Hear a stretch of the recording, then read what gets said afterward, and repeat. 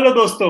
तो हमारे साथ आज ज्वाइन किया है धर्मेश पांड्या जी ने, जो कि एक प्रैक्टिसिंग सीए हैं। और ये हमको आज बताने वाले हैं कि जो नया क्रिप्टो टैक्स प्रपोज किया गया है हमारे finance minister miss Nirmala Sitharaman द्वारा, तो उसमें क्या इम्प्लीकेशंस हो सकते हैं और उसमें जाकर आपको कितना टैक्स दे सकते हैं आप, और उसमें क्या क्या फैसिलिटीज है और कैसे आप थोड़ा सा टैक्स बचा भी सकते हो। तो धर्मेश जी, स्वागत है आपका हमारे इस चैनल पे क्रिप्टो बुल्स क्लब हिंदी में। नमस्ते ज्वाइन सोम जी। करने के लिए बहुत thank you so much for this. Join करने के लिए बहुत बहुत शुक्रिया। आपके बिजी स्केड्यूल से हमारे लिए टाइम निकालने के लिए बहुत बहुत शुक्रिया। Welcome welcome. तो सर, मैं पहले ही आपसे समझना चाहूंगा कि ये जो नया क्रिप्टो टैक्स जो हमारे गवर्नमेंट ने प्रपोज किया है, आप इसको कैसे देखते हो? मतलब 30% रेट जो नॉर्मल क्रिप्टो ट्रेडर्स है मेरे जैसे, हमारे कम्युनिटी जैसे, तो वो बोल रहे हैं उनके हिसाब से काफी ज्यादा है ना? तो आपके हिसाब से आपको क्या लगता है, इस पे क्या है और कैसे इसको जाके हम आगे फ्यूचर में कैसे देख सकते जरूर। अब देखो, मैं आपको स्टार्ट करूंगा तो ऐसा कहूंगा कि I will give you two prospective. एक प्रोस्पेक्टिव है गवर्नमेंट का और एक प्रोस्पेक्टिव है कम्युनिटी का। ठीक है, पहले मैं गवर्नमेंट का प्रोस्पेक्टिव बताता हूँ। See, if you will go similarly 20 साल पहले जब इंटरनेट आने वाला था, तभी 90s में जैसा माहौल था वैसा सेम 2020s में क्रिप्टो टेक्नोलॉजी के लिए है, ब्लॉकचेन टेक्नोलॉजी के लिए है। और इंडियन गवर्नमेंट तभी भी वैसी ही थी एडॉप्ट करने के लिए, और अभी भी वैसी ही है।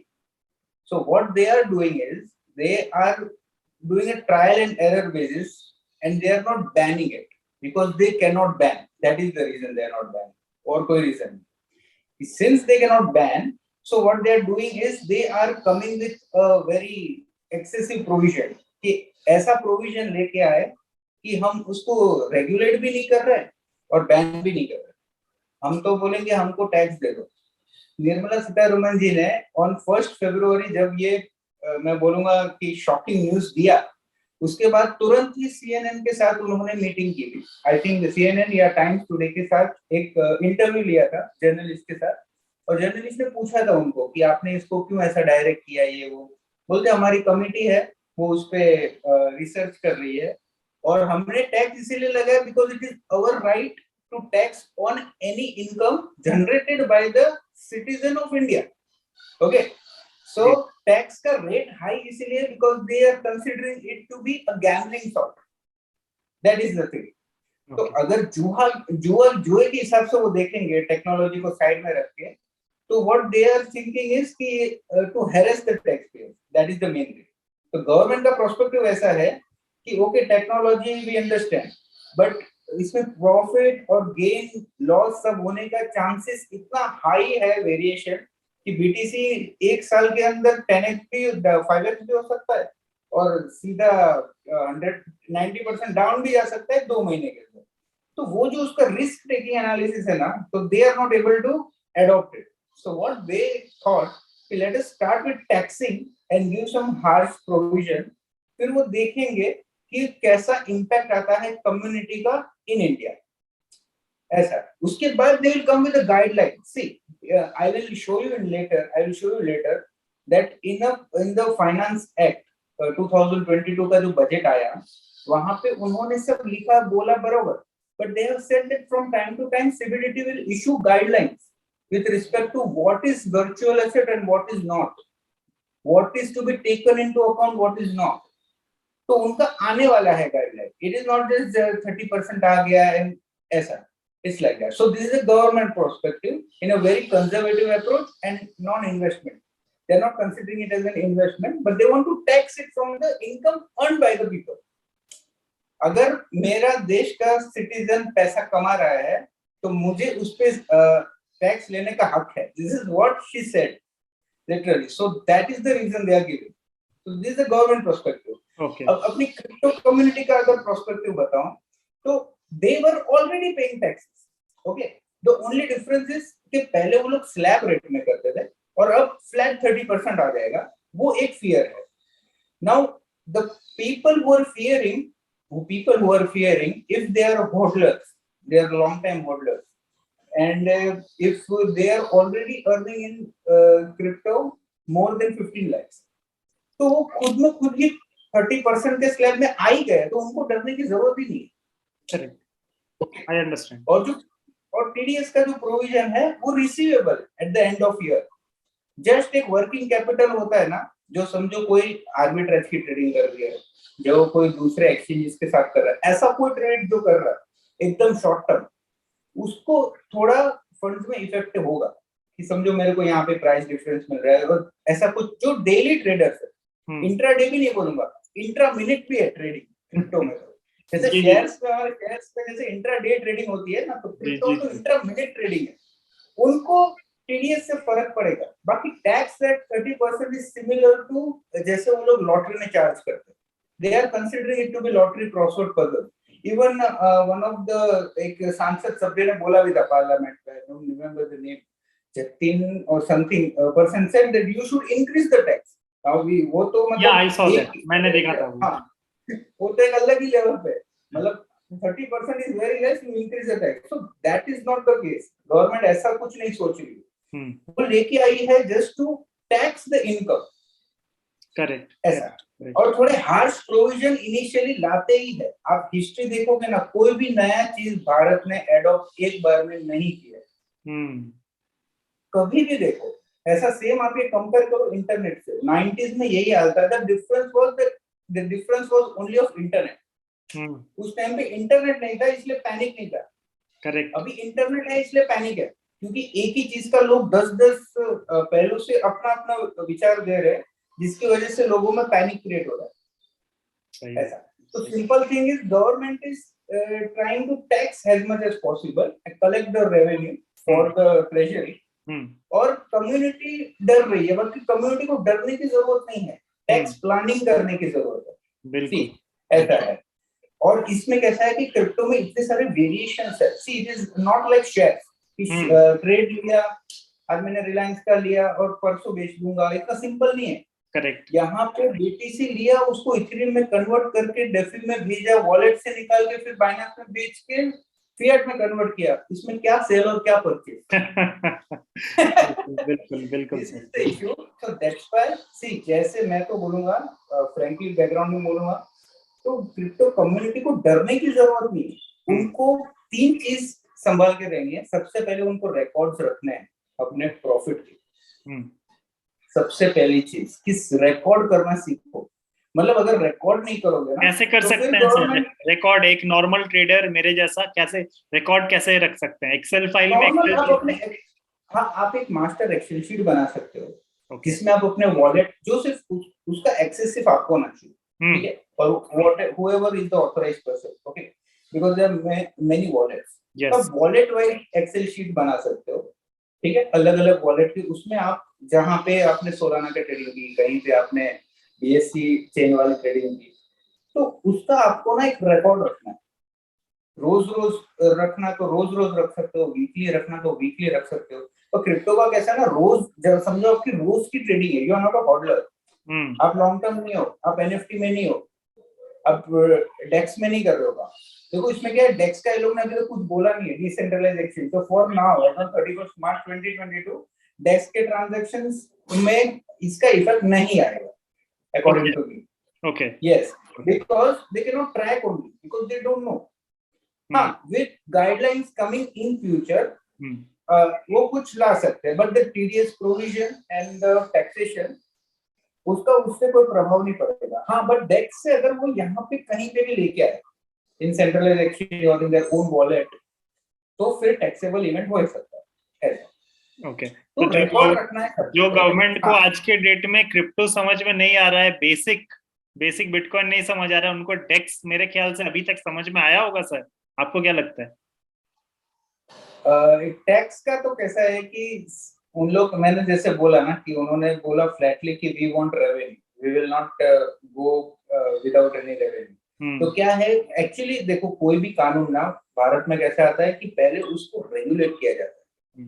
How IT came, but IT was not an investment, it was just a technology. यहाँ पे हम ब्लॉकचेन को नहीं ला रहे, क्रिप्टो को ला रहे हैं। और क्रिप्टो में बहुत सारे इन्वेस्टमेंट भी होते हैं, ट्रेडिंग भी होती है, स्टेकिंग भी होती है, कितने सारे कुछ होता है, फार्मिंग होता है।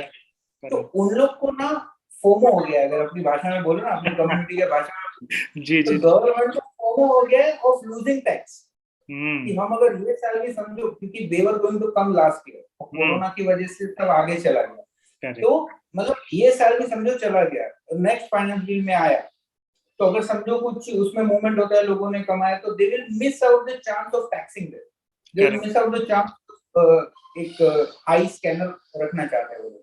सी टीडीएस से एक आई स्कैनर आता है और टैक्स से ट्रेजरी को पैसा मिलता है, so both of this things they have included in one go. ऐसा है। ओके। तो ऐसा है, तो क्रिप्टो कम्युनिटी को डरने की जरूरत नहीं है, उनको एक रिकॉर्ड रखना है सबसे पहले, हर एक चीज का रिकॉर्ड रखना है, एक्सेल में नॉर्मल बनाइए, आपको किसी को कुछ प्रेजेंटेशन देने की जरूरत नहीं, आपके खुद के लिए और आपके सीए के लिए, क्योंकि अगर देखो सीए का काम जितना मुश्किल होगा ना, उतना ही काम आपका भी मुश्किल होगा, क्योंकि आप समझा नहीं पाओगे। See at the end of year, अभी जैसे ये मार्च हो गया, अब कल अप्रैल से जैसे शुरू होगा ना, तो ये सारे नए कानून लागू होने वाले, you can start making your records from tomorrow onwards. First April से आप रिकॉर्ड करना शुरू कर दीजिए। और कैसा होता है कि देखो, उन्होंने ना सिर्फ एक ही कॉस्ट दिया है डिडक्ट करने के लिए, और वो है cost of acquisition purchase, simple, और कुछ भी नहीं। अब इसमें अपने हर एक जो टाइप ऑफ क्रिप्टो इन्वेस्टमेंट है, उसमें मैं आपको आगे बताऊंगा कि कैसे कैसे उसमें कॉस्ट क्या लेना है, मतलब एक्चुअली उन्होंने एकदम इंक्लूसिव डेफिनेशन दे दी है, वो भी हम उसमें बात करेंगे। तो रिकॉर्ड रखेंगे, और उसमें अपने को सिर्फ इतना ध्यान में रखना है क्रिप्टो कम्युनिटी को, कि आपको 30% प्रॉफिट पे टैक्स देना है, एक वॉलेट से दूसरे वॉलेट पे नहीं देना है, आपने किसी को ये दिया, ट्रांसफर किया, एज ए गिफ्ट दिया कुछ, तो नहीं देना है आपको, प्योर ट्रेडिंग और इन्वेस्टमेंट पे 30% टैक्स देना है, फिक्स, बस उतना है अभी फिलहाल as per the guideline. Okay okay. तो सर हम आएंगे टैक्स पे कि क्या है टैक्स और क्या और बेहतर तरीके से समझेंगे, लेकिन उससे पहले जैसे आपने डर का बात किया ना कि डरने की जरूरत नहीं है, तो इससे टैक्स आने से पहले एक बहुत बड़ा डर इंडियन कम्युनिटी में एटलीस्ट ये था कि कहीं क्रिप्टो बैन तो नहीं हो जाएगा। तो आपको क्या लगता है कि ये टैक्स आने के बाद banning is out of the window, isn't it? What do you think? See according to me, जैसे लोगों ने टैक्स लेना शुरू किया है ना, तो मतलब फ्लैट ब्लैंकेट फ्लैट बैन तो नहीं आ सकता, नहीं आएगा, बट इन्होंने इन अ वे स्मॉल ट्रेडर्स को सॉफ्ट बैन में डाल दिए। जो छोटे मोटे ट्रेडर्स है, 10-20 हजार की ट्रेडिंग करते हैं, उनको इसमें से मतलब वो लोग डिस्करेज हो जाएंगे, और नए आने का तो चांसेस ऐसा है। तो वैसा है कि आप देखोगे ना कि पैनिक सिर्फ ये 1 फरवरी के बजट से नहीं हुआ, आपको याद हो तो 22-23 नवंबर को लास्ट ईयर यूएसडीटी का प्राइस 58 टच होके वापस 77 गया था। Correct correct correct. याद है? तो वो पैनिक बिना उसके भी आया था। और वो सेम पैनिक सुप्रीम कोर्ट के ऑर्डर से पहले 2020 में वो भी आया था। जी जी ये जी। इंडस्ट्री है ना कि प्राइस फ्लक्चुएट कहीं से भी कभी भी हो सकता है। तो ये 1 फरवरी को जो बजट में आ गया ना, उसके बाद देखो वॉल्यूम कम हुआ है, प्राइस नहीं डगमगा है। तो this is the real effect in Indian exchanges. Correct correct. कि वॉल्यूम बहुत, मतलब वजीरेक्स से वॉल्यूम पूरा चला ही गया, मतलब बहुत चला गया। आप देखोगे जूना वॉल्यूम देखोगे ना, बिफोर दिस जनवरी से पहले का वॉल्यूम आप देखोगे और अभी का वॉल्यूम देखोगे, मतलब वॉल्यूम चला गया, प्राइस इतना इफेक्ट नहीं हुआ, क्योंकि उसका मतलब ये है कि लोग ना होल्ड कर रहे हैं। ऐसा नहीं है कि आज ले लिया बेच दिया, सब लोग ऐसे नहीं है, उसका मतलब ये है। हम तो अपने कम्युनिटी के जरिए वही बताने की कोशिश करते हैं कि आप जितना ज्यादा हॉडल करोगे या होल्ड करके रखोगे उतना ही आपको फायदा है। आप डे टू डे ट्रेड में सर, मतलब मुझे लगता है कि 0.5% लोग भी पैसा नहीं बनाते होंगे क्रिप्टो में, क्योंकि आप एक ट्रेड लोगे, दूसरा ट्रेड में लॉस हो जाएगा, तीसरे में प्रॉफिट होगा, चौथे में फिर से लॉस हो जाएगा, तो उसमें बहुत मुश्किल है। मैं अगर पर्सनली अपनी बात करूं तो मैं जनरली हॉडल ही करता हूँ, क्योंकि और मैं सबको रिकमेंड भी वही करता हूँ कि आप हॉडल करके रखो। उसका एक और फायदा भी आ गया कि आपको अपने एक्सेल शीट में अकॉर्डिंगली एक बार आप एंट्री कर दो, फिर आप 2 साल बाद एग्जिट करना। डेली 5 ट्रेड आप करोगे तो कब आप एंट्री करोगे, कैसे आप करोगे, बहुत मुश्किल हो जाएगा। तो सर बहुत कम बोल दिया आपने। बहुत ट्रेड होते हैं, 50-100 भी ट्रेड हो जाते हैं। अभी नहीं, अभी तो बुल नहीं चल रहा है, जी नहीं जी। तो लास्ट ईयर बुल का माहौल था, तभी बहुत ट्रेड्स हुए। ये करेक्ट जो करेक्ट क्लाइंट है सब है, सब देखा है ना, बहुत होता है। करेक्ट। पर कैसा है इसमें, एक ऐसा है कि लॉन्ग टर्म होल्ड करोगे वो टैक्स के हिसाब से नहीं, पर जो रियल बिटकॉइन को देख के आया है ना क्रिप्टो में, जो भी इन्फ्लुएंसर रियल में आया है वो हमेशा लॉन्ग टर्म होल्डर ही रहे। बिल्कुल बिल्कुल बिल्कुल। सो मैंने तो तो टेक्नोलॉजी से जो अट्रैक्ट हुआ है ना, कि हाँ भाई ये तो अलग टाइप की एक करेंसी है जो बन सकती है, तो वो होल्ड ही करे। हाँ, थोड़ा बहुत ट्रेडिंग सबको करना चाहिए यार, मतलब अभी 4 साल में एक बार तो पैसा पैसा चाहिए ना अभी। तो बिल्कुल वो शायद वो तो थोड़ा बहुत ट्रेड करेंगे, थोड़ा आईसीओ में कर दिया, आईईओ जी में कर दिया, जी जी। That is a different thing. तो मैं इनके बट बारे में भी आने वाला हूँ, आपसे पूछने वाला हूँ कि आईसीओ आईडीओ में कैसे कैसे टैक्स करेंगे, क्योंकि वो सब तो बहुत ही ज्यादा और भी ज्यादा कॉम्प्लिकेटेड है। वहां पे हम कॉस्ट ऑफ एक्विजिशन क्या बोल सकते हैं, कैसे बोल सकते हैं। तो उससे आने से पहले मैं आपसे ये पूछना चाह रहा था कि जैसे अभी हमारे जो छोटे रिटेल इन्वेस्टर्स हैं, राइट, तो आपने एक बता दिया कि उनको एक एक्सेल बना के रखो, आप उसमें आप ट्रैक करो और जितने भी ट्रांजेक्शंस करो, और एंड ऑफ फाइनेंशियल ईयर में अपने सीए के पास जाओ और करो। और क्या करने की जरूरत है इसके अलावा? इसके अलावा दूसरा आपको ना रिस्क थोड़ा मिटिगेट करने की जरूरत है। मतलब पहले कैसा था, बिफोर दिस रूल्स, मतलब लोग ऐसे ही चलना, बीटीसी लॉन्ग कर देता हूँ, फिर नहीं हुआ तो क्या दूसरे ट्रेड में ले लूंगा, but now this is not possible. मतलब it is very risky. 3x का आपने फ्यूचर किया या नॉर्मल आपने ट्रेड ले लिया, स्टॉप लॉस नहीं लगाया, लगाया लॉस किया ना, उसका कोई प्रावधान दिया नहीं है निर्मला जी ने। लॉस आपके घर पे, प्रॉफिट हमारे घर पे, ऐसा है अभी फिलहाल। जी जी जी। तो सेट ऑफ नहीं दिया है, लॉस नहीं दिया है, तो आपको रिस्क ना मिटिगेट करना है। सब कुछ ट्रेडिंग में ही करोगे तो देखो, ट्रेडिंग में तो 10 ट्रेड में से आप कितने भी अच्छे ट्रेडर हो तो 2 लॉस होने का तो चांस है। बिल्कुल है। दो तो हो गए, तो वो 2 का आपको मतलब वो आपको क्लेम करने भी नहीं मिलेगा और ना ही कैरी फॉरवर्ड करने में मिलेगा। तो 8 ट्रेड पे जो आपने प्रॉफिट किया है उसका आपको टैक्स भरना है। तो दूसरी चीज ये है कि आप रिस्क मिटिगेट करो, मतलब सिर्फ सब कुछ ट्रेड ना करो, सिर्फ सब कुछ ये भी ना करो, एनएफटी में भी ना रखो, सब थोड़ा एक डाइवर्सिफाई करके आप ट्रेडिंग कम करो, इन्वेस्टिंग ज्यादा करो। तो पॉसिबल है कि आप ये शायद टैक्स की टेंशनों से थोड़ा दूर हो पाओ। और 30% का कैसा है ना कि 30% is the maximum rate charge till now. अभी तक भारत सरकार ने 30% ही है जो कोई भी इनकम पे सबसे ज्यादा लगा, तो that's why they have implemented that, because वो इन लाइन है। ये क्रॉसवर्ड पजल्स वगैरह में भी 30% फ्लैट लगता है जी। पर उसमें भी सेम लॉ है। सी, क्रिप्टो का अपने लोग जो डर रहे हैं ना, पर गवर्नमेंट की इतनी शांति से बैठी है क्योंकि ऐसे लोग उन्होंने पजल उसके लिए निकाला है। अभी कौन बनेगा करोड़पति में, कोई समझो 10 लाख जीता तो उसका 3.5 लाख इनकम टैक्स लेके ही जाती है और उसको कोई खर्चा नहीं मिलता, जी। पूरा 10 लाख इनकम और फिर उसका टीडीएस एडजस्ट होता है। This is a normal way of a government to tax. Crypto community को भारत में पहली बार टैक्स का प्रोविजन आया करके लोग डर रहे हैं, पर भारत सरकार के लिए जुना काम है, उनके लिए कुछ नया नहीं है। दैट्स व्हाई आप देखोगे कितने भी क्वेश्चंस आए संसद में तो Nirmala ji was replying with only single statement, हमारी कमेटी है, उसके साथ कंसल्टेशन चल रहा है, हम गाइडलाइन लेके आएंगे, बस सब क्वेश्चन के एक ही आंसर, क्योंकि ये बहुत ही सिंपल रास्ता उनके लिए है। जी। और अचानक से क्यों डाल दिया, because of that FOMO, that is for sure कि वी डोंट वांट टू। देखो उन्होंने 2 साल मिस कर दिए कोरोना में, 2020 से उठा है मार्केट भारत में, 2017 के टाइम पे तो एक अवेयरनेस आया था, तभी जो अर्ली इन्वेस्टर है बहुत सारे, बट मेन जो रिटेल है दैट केम आफ्टर कोरोना। तो फ्रॉम 2020 टू मार्च 22 जिन्होंने जो भी किया है तो they could not tax, they could not tax with regulation. मतलब टैक्स को भरना ही है, लोग भरते हैं, मैं भरवाता भी हूँ, करोड़ों रुपए टैक्स भर रहे लोग, ऐसा नहीं कि people are not doing anything wrong, anti money long कुछ नहीं, बट रेगुलेट नहीं था अब तक। अभी रेगुलेट किया इन February 22 so that people pay honestly the tax but more tax, ऐसा।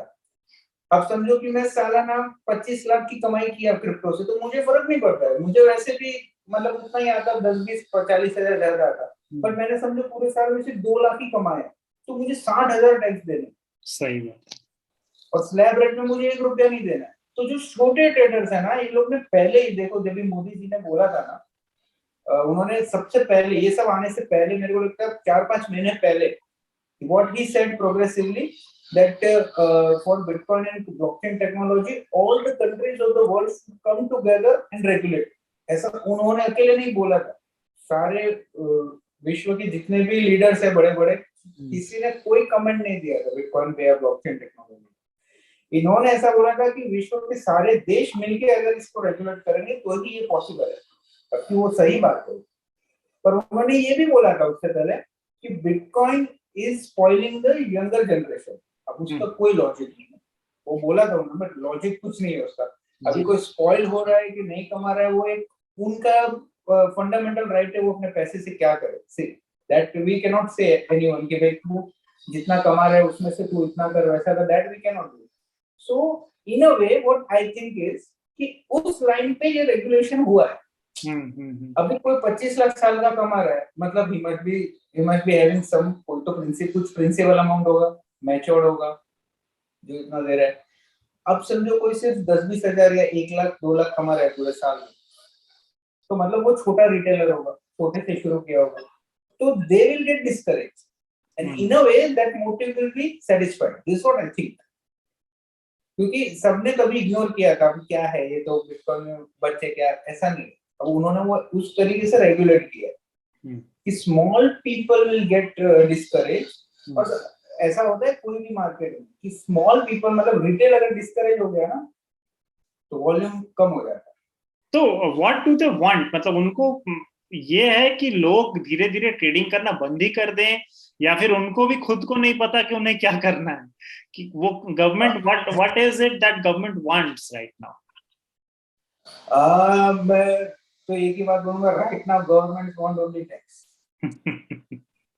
ओके, कैसे भी करके बस टैक्स की रेवेन्यू बढ़ानी है, because they have various commitments that we don't know, अपन उतना तो नहीं पता है, but right now they want tax. The complexity, जो ये प्रोविजन की कॉम्प्लेक्सिटी है ना, उस पे वो लोग सेकेंडरी ध्यान देंगे, बिकॉज जानबूझ के उन्होंने टीडीएस 1 जुलाई से किया है, उसका कुछ रीजन रहेगा ना, क्यों टैक्स कल से किया है और टीडीएस आगे किया है, because they are also in consultation with the committee, with the exchanges, with the big players। वो लोग ने भी तो अप्रोच किया होगा ना 1 फरवरी के बाद, जो ये लोग ने भी कुछ अप्रोच किया होगा ना कि आपने ये किया है, क्या किया है, तो डिस्कशन करेंगे। उनके एपीआईज है, बॉट्स है, नोड्स है, टीडीएस कौन काटेगा? टीडीएस के चलो केवाईसी तो है सबका, बट सबके पास टैन नंबर थोड़ी है। I don't have a tan number, another retail person doesn't have a TAN number, तो वो सब कैसे करना है? तो उसके लिए 3 महीना दिया है कि कैसे रेगुलेट होगा, आगे गाइडलाइन आएगी कि किसको कितना काटना है, किस पे काटना है, ये सीवीटी लेके आएगी, ऐसा फाइनेंस बिल में उन्होंने लिखा है, it will be coming out. बस ये है कि लॉस नहीं है, लॉस कैरी फॉरवर्ड नहीं कर पा रहे हो और सेट ऑफ नहीं दे रहे हो, इसकी वजह से पैनिक क्रिएट हुआ। जी जी, तो इसका मतलब यही हुआ ना कि they are discouraging trading. Exactly, मतलब अंधाधुंध ट्रेडिंग करने से मना कर दिया, ऐसा नहीं। Correct, very very. तो हार्श प्रोविजन लेके आए हैं, लिटिल अलार्मिंग, बट वी कुछ सरकार को तो क्या ही बोल सकते हैं, सिर्फ रिप्रेजेंटेशन कर सकते हैं कम्युनिटी मिलके, और उसमें क्या एक्सचेंजेस को इसमें पार्ट लेना बहुत जरूरी है। देखो एक दो बड़े ट्रेडर से भी कुछ नहीं होगा, exchanges are the people who are paying highest amount of tax in a way. Exactly, वो जीएसटी भी पे करते हैं, डायरेक्ट टैक्स भी पे करते हैं, और एम्प्लॉयमेंट जनरेशन कर रहे, तो उनको कुछ रिप्रेजेंटेशन वो करेंगे, तो कहीं पे गाइडलाइन होगी, तो कुछ इसमें बहुत बड़ा हो सकता है। बिकॉज अकॉर्डिंग टू मी और अकॉर्डिंग टू द प्रोफेशनल, क्योंकि ये लाइन में प्रोफेशनल्स भी बहुत कम है, chartered accountants are very less in this profession. I am practicing from 2 years, मैं तो इसमें 2 साल से हूँ, तो इसमें प्रोफेशनल भी कम है, तो प्रोफेशनल का representation will not matter in this case, crypto के केस में नहीं मैटर करेगा, because the market size is very low. India का वॉल्यूम भले ज्यादा होगा because of number of people, अभी कोई भी कंट्री में इतने करोड़ों लोग नहीं है, दैट्स व्हाई अपने में से सिर्फ समझो 5% भी है ना, समझो क्रिप्टो में, तो भी 10 करोड़ हो जाते हैं, 7 करोड़ हो जाते हैं। सही बात। तो 7 करोड़ का वॉल्यूम सिर्फ मेन 2-3 एक्सचेंज में तो ज्यादा ही होगा ना। 5-6 करोड़ लोग अगर रोज का ट्रेडिंग करेंगे तो सोचो वो टीडीएस का अमाउंट कितना होगा। तो ट्रेडर ट्रेड क्यों करेगा, होल्ड ही करेगा, नहीं तो फिर निकल जाएगा। दो ही ऑप्शन होते हैं, हॉडल करो, हॉडल करो, साल में एक बार टैक्स भरो, साल में 2 बार। और हॉडल में भी कैसा है, हॉडल में भी कैसा है कि अनरियलाइज्ड गेन पे नहीं है, जब बेचोगे तभी ट्रांसफर ऑफ वीडीए, तब तक कुछ नहीं है। जी जी ऐसा बिल्कुल। तो गिफ्ट्स के ऊपर कैसा है सर, कि मैंने अपने भाई को गिफ्ट किया बिटकॉइन, ठीक है, तो भाई के लिए कॉस्ट ऑफ एक्विजिशन क्या होगा इन दैट केस? देखो गिफ्ट का कैसा है ना, गिफ्ट एक ही ऐसा हथियार है जो अभी के गाइडलाइन के हिसाब से we can try to use, I will say, to save something. Okay, अब गिफ्ट का कैसा है, if you are giving to a relative within the section of 56 में जो सेटिस्फाई होते हैं, जैसे आपने अपने रियल ब्रदर को दिया तो वो सेटिस्फाई होता है, मॉम डैड आ गए, स्पाउस आ गए, ऐसी एक उसकी डेफिनेशन है रिलेटिव की। उसको अगर आप देते हो तो उसके हाथ में ये है, उसके हाथ में टैक्स नहीं लगेगा। At the time of receipt आपने एक बिटकॉइन आपके भाई को भेजा तो वो टैक्सेबल इवेंट नहीं है in the hands of your brother. But when he sells, जब वो एक बिटकॉइन समझो आपने लिया है 25 लाख के भाव में, आपने बिटकॉइन ले लिया 25 लाख के भाव में, आपने सेल नहीं किया, you send to the wallet of your brother, yes, your brother, तो this is not taxable event. आपके लिए भी नहीं है, आपके भाई के लिए भी नहीं है। पर जब आपका भाई सेल करेगा तभी टैक्सेबल इवेंट है। तो समझो उन्होंने 40 लाख पे सेल किया, he will get the cost of previous owner, you are the previous owner, आपका 25 लाख का डिडक्शन उसको मिलेगा। This is the rule of gift. तो 40 माइनस 25, 15 लाख पे आपका भाई टैक्स भरेगा। लेकिन ये किसके लिए है, समझो बहुत बड़ी होल्डिंग है तो ठीक है, बट फ्रॉम टुमारो आप इसको दो या उसको दो, 30% तो है ही ना। करेक्ट। अगर समझो आपने होल्ड की होती, नहीं दी होती गिफ्ट, एग्जांपल है, 25 लाख का कॉस्ट तो आपके पास है ही, आपने कभी आपने अगर उसकी जगह आपने सोल्ड किया होता तो फ्लैट ही है ना रेट। तो ये तो पहले के हिसाब से ये, लेकिन गिफ्टिंग एक अच्छा प्रोसेस होता था जब स्लैब के अंडर में आता था। फॉर एग्जाम्पल कि मेरी वाइफ का income is under let's say 10% taxes, okay, तो मैंने उसको सपोज कीजिए 1 बिटकॉइन गिफ्ट किया, तो whatever she sells and she makes profit out of it and she shows it as her income, मतलब वो अपने इनकम की तरह दिखाती है उसको, तो फिर उनको 10% ही टैक्स देना पड़ता है। लेकिन अभी नए रूल के हिसाब से उनको 10% तो अलग है, 30% उनको भी देना ही है। तो कुछ ऐसी टैक्स सेविंग मेजरली नहीं होगी गिफ्ट से, इसीलिए तो उन्होंने ऐसा परसेंटेज डाला, एक मैक्सिमम परसेंटेज, तो आप कुछ कर ही नहीं सकते हो। सही बात, सही ऐसा है। ओके, बट हाँ बहुत बड़ी होल्डिंग है, कोई वेल है, ऐसा कुछ है 100 BTC 500 BTC का, ऐसा इंडिया में तो मुझे मतलब कम ही लगता है, क्योंकि इंडिया में अभी तो ग्रो हो रहा है, सो वेल्स वगैरह होंगे सर, कुछ तो वेल्स होंगे ही, मुझे लगता है वेल्स होंगे but they will not plan for bitcoin रखने वाले काफी लोग हैं, ये मुझे पता है। इंडिया की बात कर रहा हूँ, इंडिया की बात कर रहा हूँ। लॉन्ग टर्म होल्डर है, बिल्कुल है, और ऐसा ही होना चाहिए, तो ये मतलब वेल्थ बनेगी, नहीं तो क्या है, वेल्थ नहीं बनती। मिनिमम 1 बिटकॉइन होल्ड करना आपका टारगेट होना चाहिए 1 BTC, the first BTC is important. Absolutely, very important, very important.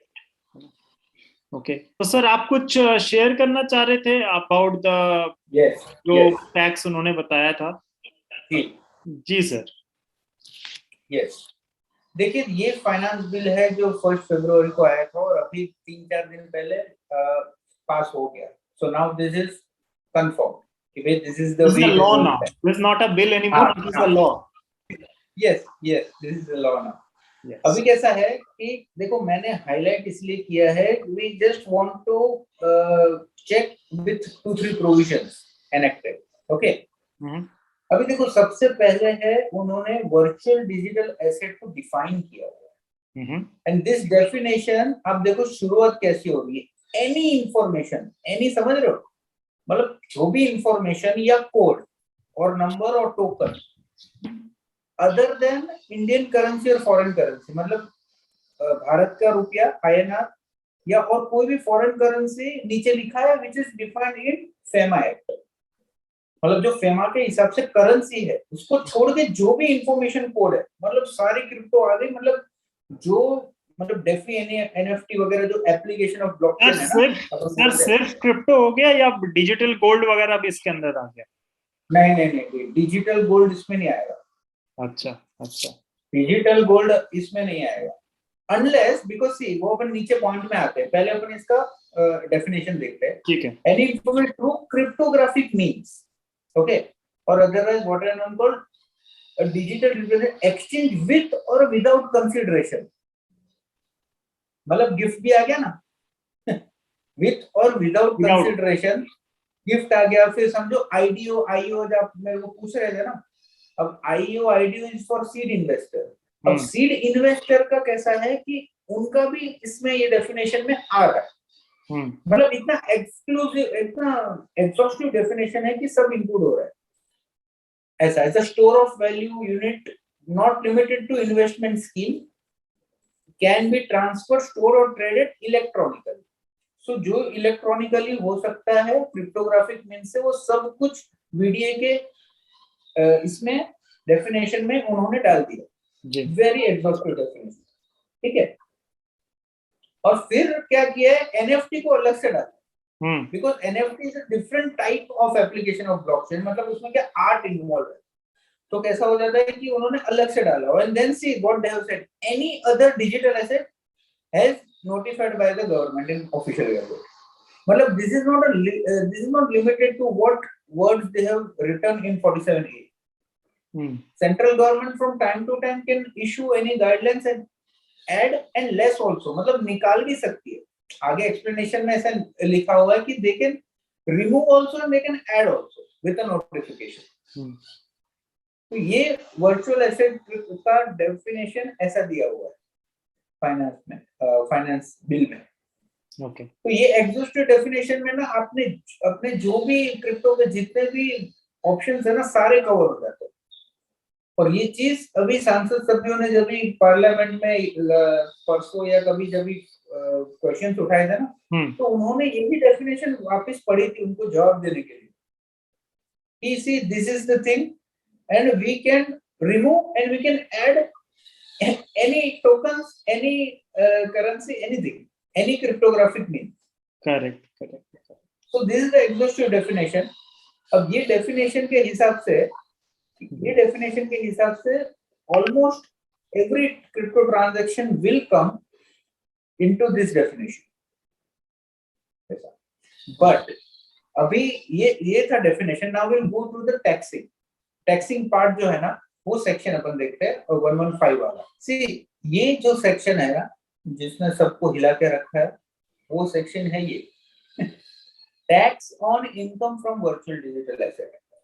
अब उसका आप वर्डिंग्स देखिए, सबसे पहले जो मैंने मार्क किया है ना, उससे पहले ऊपर का पहले पढ़ते हैं, where the total income of an SSC includes any income from transfer of any virtual digital asset, मतलब कोई भी एसएससी का जिसने क्रिप्टो में काम किया है, क्रिप्टो में कमाया है, any individual, HUF, partnership firm, company, सब any SSC, okay, any income, सब मतलब every person is included, shall be aggregate of amount of income tax calculated from transfer of such virtual asset। Transfer लिखा है, इसका मतलब क्या, जब भी आप सेल करोगे तभी ट्रांसफर, जो सेक्शन 247 में है इनकम टैक्स में, वो ट्रांसफर जब भी आप सेल करो, एक्सचेंज करो, आपके राइट्स निकल जाते हैं, ऐसे वो भी बहुत बड़ी डेफिनेशन है। तो उस डेफिनेशन जब भी आप, मतलब इन शॉर्ट, अगर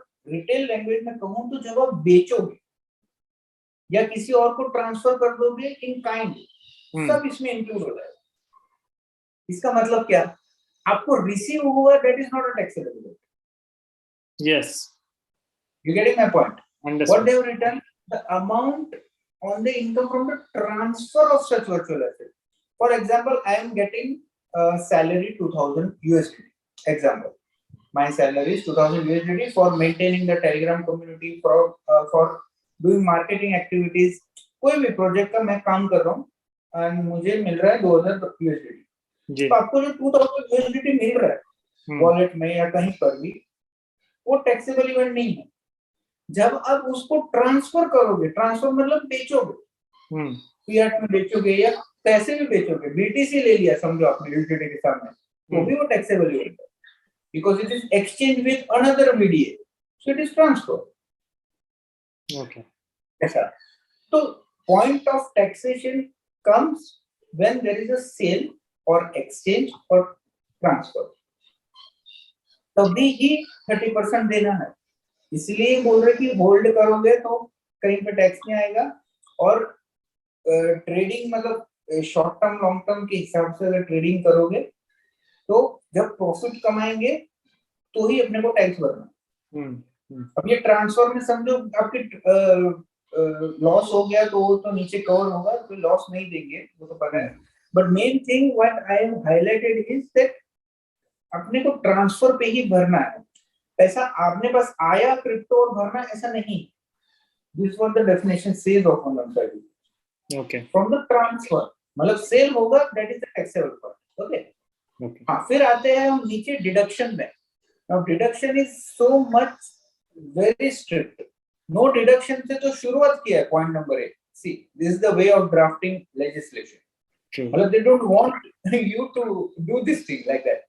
मतलब no deduction in respect of any expenditure, so bracket में लिख दिया other than COA, cost of acquisition, purchase price को छोड़ के there is no other deduction allowed। अब समझ लो अपने क्रिप्टो में हर एक चीज के लिए ट्रांजैक्शन फीस लगती है, गैस फीस लगती है, नेटवर्क फीस लगती है, कुछ नहीं मिलेगा। No deduction with respect to any of these fees, only cost of acquisition। मैंने जैसे अपन पहले एग्जांपल दिए। बट सर यहाँ पे एक क्वेश्चन है मेरा, अगर मैं एक चीज को एक्वायर करने के लिए, फॉर एग्जांपल कि मुझे इथेरियम खरीदना है, तो मुझे गैस फी पे करना पड़ेगा, राइट? तो गैस फी के लिए कैसे कॉस्ट ऑफ एक्विजिशन नहीं है? Cost of acquisition, cost of acquiring that asset में आपका जो भी कॉस्ट लगा हो ना, जो भी कॉस्ट लगा हो, which you can capitalize, that you can include। For example, if I am purchasing a property, crypto को साइड में रखते हैं, we compare this with a traditional asset। For example, मैंने फ्लैट लिया 30 लाख का, ठीक है, उसके ऊपर मेरे को स्टैम्प ड्यूटी भरनी पड़ती है, ब्रोकरेज देनी पड़ती है, तो ये सारे डिफाइंड कैपिटल एसेट में एडिशन है कॉस्ट ऑफ एक्विजिशन में। इसमें ये लोग ने अभी तक गाइडलाइन दिया नहीं है कि कॉस्ट ऑफ एक्विजिशन क्या है।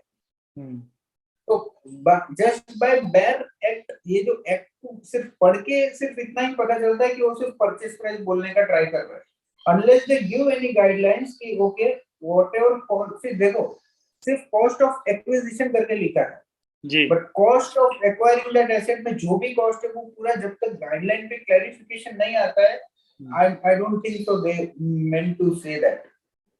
ठीक है, ऐसा। और सर यहाँ पे एक क्वेश्चन आता है माइनर्स के लिए, जो लोग माइन करते हैं, ठीक है, तो उनके लिए कॉस्ट ऑफ एक्विजिशन क्या होगा? उनका hardware device.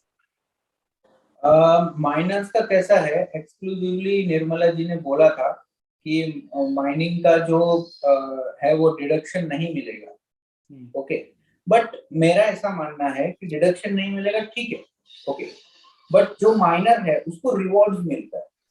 Okay, miner gets reward for calculating a difficult mathematical problem. This is what goes. तो उसको जो रिवॉर्ड मिल रहे हैं वो क्रिप्टो में ही मिल रहे हैं। ओके, जब वो बेचेगा तो ट्रांसफर होगा। जब बेचेगा, समझो बीटीसी माइन कर रहा है, उसका एक बीटीसी हुआ 4 साल में, एग्जांपल 5 साल में, तो जब वो बेचेगा तभी टैक्सेबल इवेंट होगा। अब उसने जो खरीदा है वो करने के लिए जो खरीदा है वो उसका कॉस्ट ऑफ एक्विजिशन है, बट उनको मेरे हिसाब से according to me they will get that cost only when they sell their rewards, because to acquire that they have paid that, because without mining का equipments के बिना तुम वो बिजनेस कर ही नहीं सकते हो। और दूसरा ऑप्शन ये है कि you can capitalize that, but वो इसमें आएगा नहीं बिकॉज वो भी बिजनेस इनकम में अलाउ नहीं है।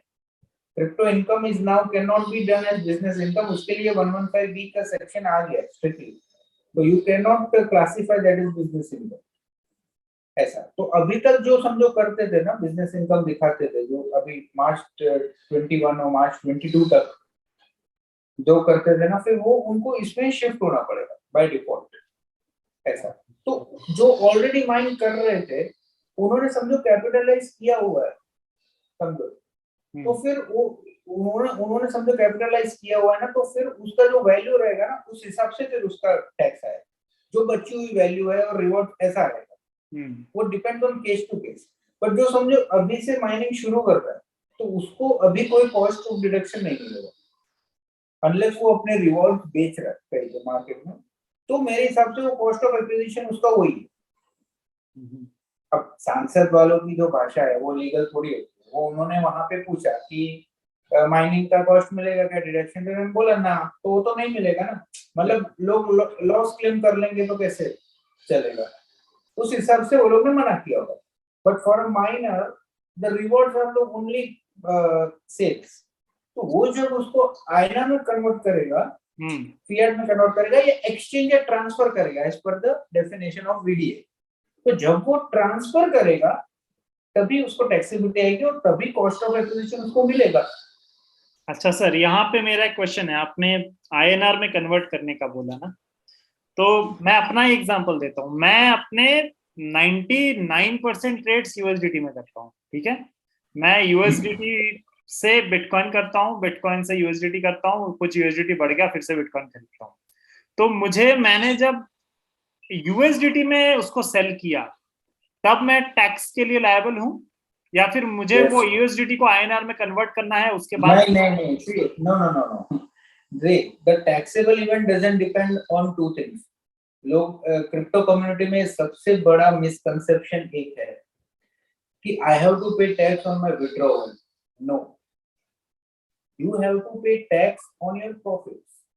Profits you make जब आप सेल करोगे। आपने बीटीसी यूएसडीटी के सामने सेल किया कि ईथ के सामने सेल किया, आपने सेल करके प्रॉफिट कमाया तो you have to pay tax. तो मुझे यहाँ पे एक और क्वेश्चन आ रहा है, अगर मैं सपोज कीजिए दो इंस्टेंसेस लेता हूँ, एक्चुअली एक से ही समझ में आ जाएगा कि मैं अगर बिटकॉइन को यूएसडीटी में सेल करता हूँ तो देन इन विच करेंसी शैल आई पे the tax? Same thing goes for Ethereum, मैंने अपना बिटकॉइन को इथेरियम में सेल करा तो मुझे किस करेंसी में टैक्स देना पड़ेगा इन दैट केस? इसका एक वैल्यूएशन का लॉ है, where there is value is not available in INR, we can take the fair market value concept. जिस दिन आपने USDT में बेचा तभी USDT INR का जो रेट था ना उस हिसाब से आपकी सेल वैल्यू होगी। आपने BTC के सामने ETH बेचा तो ETH का जो वैल्यू रहेगा INR के सामने उसका fair market value at the time of transaction, ठीक है, उस हिसाब से कैलकुलेट होगा। उसका प्रावधान दिया हुआ है इनकम टैक्स में कि जहाँ पे INR पे कुछ नहीं हुआ है, क्योंकि ये तो क्रिप्टो अभी आया, पहले USD में भी होता था।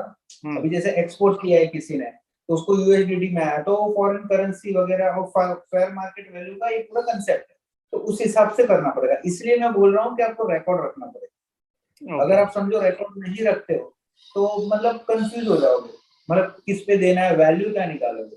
तो ये हो गया सर यूएसडीटी के ऊपर, यानी एक स्टेबल कॉइन के ऊपर, आप यूएसडी यूएसडीटी कोई भी हो गया। हाँ, और जैसे मैं करता हूँ, मैं क्या करता हूँ, अपने ज्यादातर जो मेरे ऑल्ट कॉइन्स हैं उनको मैं बिटकॉइन में बेचता हूँ, ठीक है।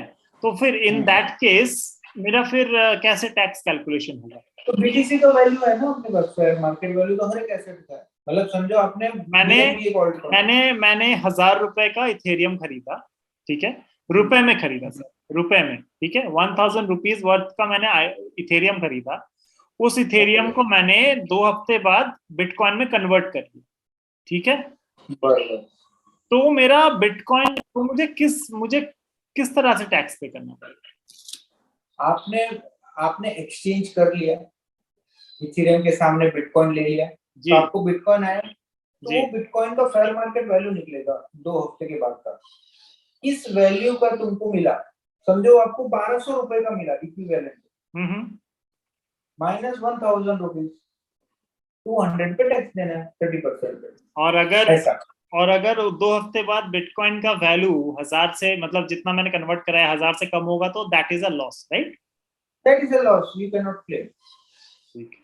ठीक ठीक। ओके सर, या प्लीज कंटिन्यू। यस, हाँ, तो दिस इज नो डिडक्शन वाला हो गया, सिर्फ कॉस्ट ऑफ एक्विजिशन मिलेगा। The point be, no set off loss. देखो ये भी प्रावधान कैसे नो से शुरू हुआ है और ए भी कैसे नो से शुरू हुआ है। जी this is the way of legislation. No set off loss from transfer of virtual computer under clause A, मतलब ऊपर, ठीक है, shall be allowed against any other। this is the main thing। see, क्यों लोग परेशान हो रहे हैं? shall of virtual digital asset computer clause section shall be allowed against any other provision of this act। any other provision मतलब ये section को छोड़ के सारे आ गए। no set of or loss from transfer is allowed under any provision of this act। मतलब कोई भी प्रोविजन का जो लॉस है, कोई भी प्रोविजन का लॉस या प्रॉफिट है, वो इसके लॉस के साथ सेट ऑफ नहीं हो सकता, ऐसा उनका बोलना है जी। कोई इनकम नहीं बोला है कि बिजनेस की सैलरी की हाउस प्रॉपर्टी नहीं, any provision. That is the main thing which is fearing the community. Because जैसे आपने एग्जांपल दिया कि बीटीसी के सामने इथेरियम का ट्रेड वगैरह, तो समझो उसमें एक में लॉस हुआ, एक में प्रॉफिट हुआ, तो सिर्फ प्रॉफिट पे टैक्स देना which is unjust to any kind of asset class। True। Okay। अब मैं रिलायंस का शेयर ले रहा हूँ और रिलायंस में मैंने प्रॉफिट किया और इन्फोसिस में मैंने लॉस किया, तो मेरे को वहां तो सेट ऑफ मिल रहा है क्योंकि एसेट क्लास एक ही है। तो वैसे सेम यहाँ पे भी एसेट क्लास सेम ही है, but they have said under any other provision. But this is challenging, guideline में आएगा इसका क्लैरिफिकेशन आएगा। इसका क्लैरिफिकेशन आएगा क्योंकि इसका कोई मतलब सेंस नहीं बनता है। मतलब देख रहे हो, see taxation department is strict with respect to crypto, but they can not be like illogical. वो लोग मतलब ऐसा नहीं कर सकते कि जो चीज कभी की नहीं है, मतलब कोई भी एसेट क्लास में कहीं पे भी कोई भी हेड ऑफ इनकम में ऐसा प्रावधान है कि अपन आपस में नहीं कर सकते। अदर इनकम अदर हेड से आपने मना कर दिया, ठीक है, बट मेरे आपस के जो सेम एसेट क्लास है, मुझे कहीं कुछ ट्रेड में लॉस हुआ है, कुछ ट्रेड में प्रॉफिट हुआ है, तो वो तो मैं कर ही सकता हूँ कहीं पर भी। ऐसा तो आपके ख्याल से इसका ये चेंज होने मतलब हो सकता है? हाँ, इस पे गाइडलाइंस आएगी, आनी चाहिए। और ये अगर गाइडलाइंस सपोज कीजिए मिड ऑफ द ईयर में आती है, तो ये इफेक्टिव क्या करंट मतलब जो कल से फाइनेंशियल ईयर स्टार्ट हो रहा है उसमें होगा या नेक्स्ट फाइनेंशियल ईयर से? नहीं, वो उसमें लिखा होता है कि with respect from which date it will be applied. Okay, वो गाइडलाइन में नोटिफिकेशन में आता है। और I think according to me practically this will come before the application of TDS. Okay, 3 महीने का जो विंडो है ना, वो उसी के लिए है कि हम क्या करें इसको आगे। ठीक है, ऐसा 2 महीने में वो लोग ने देख लिया है कि लोग बहुत सवाल कर रहे हैं, लोग डरे भी हैं, वॉल्यूम भी कम हुआ है, तो now how they will take this practical inputs and put into the guidelines, that is up to them। CBDT और उसकी कमिटी क्या डिसाइड करेगी, but yes they will come, they will have to come out with a guideline for set offs and brought forward। चलो carry forward में तो नहीं, but set off में तो they will have to come because it is creating a confusion। Correct. ऐसा लिखा नहीं है कि नहीं कर सकते, बट एनी अदर प्रोविजन के मतलब ऐसा है कि कहीं नहीं कर सकते, तो आपस में भी कर सकते हैं कि नहीं कर सकते, वो लिखा नहीं है, बट इसके देख के ऐसा लगता है कि वो मना कर रहे हैं। but they will come out with the guideline, this is what I think। okay, so this was with respect to the taxing। now we will come to the TDS provision। ठीक है सर। अभी TDS ने भी हिला के रखा है। see 30% paying tax people उतना टेंशन नहीं ले रहे जितना TDS में ले रहे, क्योंकि जो रोज का ट्रेड कर रहा है उसके लिए TDS इज वेरी प्रॉब्लमेटिक, क्योंकि रोज के ट्रेड्स में मिलता है 1% 2% मैक्सिमम, अब समझो सेल पे और परचेस पे दोनों पे उन्होंने बोला है कि 1% काटना है, जब पर्सन हुआ पे वो अपन देखेंगे तो उनका क्या है कि कैपिटल अटक जाएगा। तो traders are affected with this which is true that affect होंगे इससे। पर अगर लोग अगर परसेंटेज कम करते हैं तो वो एक बेनिफिट हो सकता है, but I am not sure about the reducing the percentage or anything. So we'll start with this TDS thing. 194S में any person, देखो वापस any person, कोई भी आदमी, इंडिविजुअल है कुछ भी, वो फिर स्पेसिफाइड पर्सन का नीचे दिया हुआ है, any person responsible for paying to a resident। हाँ ये सिर्फ रेसिडेंट है, मतलब डेक्स नहीं आया, इंटरनेशनल एक्सचेंज कुछ नहीं, वो सब मतलब इसमें से निकल गया। सिर्फ जो इंडियन एक्सचेंजेस में जो रेसिडेंट को पे कर रहे हैं। एक मिनट, यहाँ पे सिर्फ इंडियन एक्सचेंजेस की बात हो रही है क्या? हाँ मतलब पेइंग टू अ रेसिडेंट ऐसा, इंडियन एक्सचेंज ऐसा नहीं, बट नॉर्मली इंडियन रेसिडेंट रहेगा तो मोस्टली इधर पे ही बाय सेल करेगा। आप किसी को अगर आप डेक्स में किसी को सेल कर, आपको तो पता ही नहीं किसको सेल कर रहे हो, बाय कर रहे हो किससे कर रहे हो पता ही नहीं है, तो उसमें तो कहाँ से वो लागू होगा। अब वजीर एक्स में या पॉइंट डिसिक्स में कर रहे हो तो यू नो, मतलब उसमें आएगा कि भाई ये कौन है, कुछ मतलब आएगा। In order to satisfy this exchange will have to come with that कि भाई ये रेसिडेंट है, हाँ इसका करना है, ये सब एक्सचेंज को ही दिया जाएगा। अगर हम थोड़ी करने बैठेंगे, रिटेल थोड़ी करने बैठेगा, it will be given, but एक सिस्टम डिजाइन करने को टाइम लगेगा। So that's why they have done this from 1 जुलाई 2022। तो any person payable to resident for the transfer, देखो यहाँ पर भी for the transfer by way of consideration। अभी जैसे आपका एग्जांपल था BTC to USDT, अभी समझो आप BTC लेके USDT में बेच रहे हो, तो the person to whom you are selling, आपको उसका TDS 1% काटना और जमा करना। This is what they have come with ऐसा। TDS का प्रावधान है कि जो सेलर है, जो कंसिडरेशन देने वाला है ना, उसको उसका काटना है, सेलर का कंसिडरेशन काटना है। ऐसा सेम है ना इसमें भी है, सेल ऑफ फ्लैट्स प्रॉपर्टीज। आपने देखा होगा कि जब भी आप किसी की प्रॉपर्टी खरीदते हो ना, तो you have to deduct 1% and deposit under his PAN, but वो कैपिटल ट्रांजैक्शन है, आदमी 5 साल में एक बार लेता है प्रॉपर्टी, ये दिन में 50 ट्रांजैक्शन में क्या टीडीएस करेगा, समझ रहे हो? सही बात है। मतलब वो लोग ने डाला है उसके हिसाब से, but they have not taken the practical situation. अब हर एक ट्रेड में 1% आप सोचो वॉल्यूम का क्या हाल होगा, रोज का कितना वॉल्यूम है उसका 1% सोचो। तो गवर्नमेंट को तो एक साल पहले टेक्निकली पैसा मिल रहा है ना, unless the year is completed, unless you file your return, you will not get the refund। correct। हाँ तो एडवांस में टैक्स जा रहा है ना, तो this TDS provision is actually very tedious। मतलब बहुत tedious provision है। 30% टैक्स का सेट ऑफ का भी एक बार चलो गाइडलाइन आ सकता है, बट ये TDS का जो प्रोविजन है ना, they want to see basically TDS क्यों आता है, to track the transaction, this is the main thing. अब ट्रैक करने के लिए आप ट्रैक करो, TDS रखो, बट एक परसेंटेज तो देखो, 1% इसको बोलते हैं, मतलब 0.1 0.2 या 0.5 से नीचे कोई भी ना थोड़ा ठीक था, मतलब एक्सेप्टेबल था। 1% is very high, because trader कोई समझो 1 लाख से शुरू करता है ना, तो महीने में उसकी 1 करोड़ की ट्रेडिंग हो जाती है। जी। और चलो साल में पकड़ो तो साल में तो हो जाएगी 1 करोड़ की, 1 करोड़ का 1 लाख का टैक्स। अब वो 1 करोड़ में से कमाया भी नहीं रहेगा, समझो 5 लाख से ऊपर तो कमाया भी नहीं रहेगा, तो उसका तो अटक जाए, उसका प्रॉफिट वो TDS ही है। मतलब 2% जो कमाते हैं लोग ट्रेडिंग में, तो उससे ज्यादा तो नहीं कमाते। आर्बिट्रेजर्स को कहीं कुछ मिल गया तो ऐसा है, तो डेली ट्रेड में जो कमाते हैं उनका मार्जिन ही हुआ है, रोज का 1% 2% 3%, मैक्सिमम कभी 5% मिल गया तो मिल गया, वो तो कभी मिलता है 1 और 2%। अभी बाय और सेल, आप बाय करोगे तो आपको उसका TDS जमा करना है, तो आपके उसमें से कटेगा। आप किसी को सेल करोगे तो वो काटेगा, तो भी आपका उसमें वॉल्यूम में से कटेगा, आएगा, तो आपको तो इफेक्ट होने वाला है। If you are a trader, TDS is going to effect very widely ऐसा। सो यहाँ पे फिर हम अपने पुराने वाले उस पे ही वापस आ रहे हैं कि आप ऑर्डर करो, है ना? हाँ, यस करेक्ट, ऑर्डर करोगे तो ज्यादा फायदा है। क्योंकि मॉडल में क्या है ना, वर्क बहुत सिंपल हो जाता है। अब तुम समझो रोज के 10 ट्रेड कर रहे हो, आप अपना एक्सेल शीट बना बना के पागल हो जाओगे, ट्रेड ही नहीं कर पाओगे। मतलब रोज के 10 ट्रेड में मेरा कॉस्ट का और मेरा प्रॉफिट गया, तब तक तो आपकी अपॉर्चुनिटी निकल जाएगी। सही बात। समझ रहे हो, ऐसा है। तो for the transfer equivalent to 1%। फिर इन्होंने ऐसा इसमें एक लिखा है कि समझो इन काइंड है, कि समझो इसमें कैश इन्वॉल्व नहीं है तो भी आपको करना है, ऐसा करके लिखा हुआ है।